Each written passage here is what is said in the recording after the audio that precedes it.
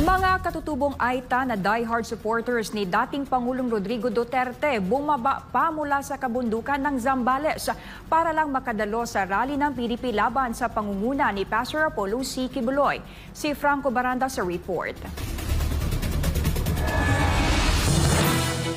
Masayang uuwi ngayon ang mga dumalo sa kampanya ni senatorial candidate Pastor Apollo C. Quiboloy na isa sa mga kandidato ng PDP laban sapagkat nasagot ang katanungan ng lahat ng dumalo dito kung anong uri ng leader ang kanilang dapat iboto.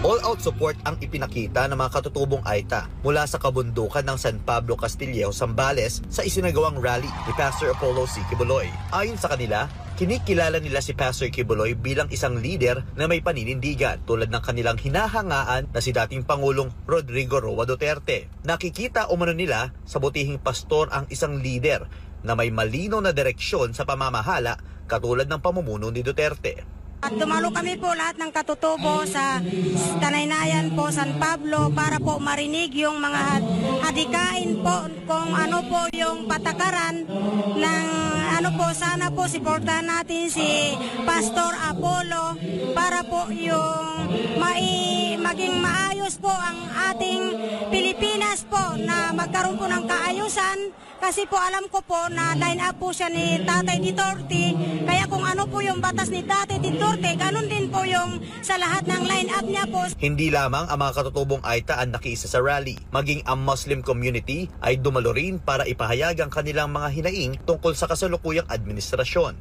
Itong nangyayari katulad ni Pastor Quiboloy na hindi rin maganda ang pag-uuli sa kanya pati si Pangulong Rodrigo Roa Duterte dahil itong batas natin sa Mindanao ay parang hindi maganda. Kahit naisip ko, itong gobyerno natin sa Pilipinas ay hindi maganda ang kanyang pamamalakad.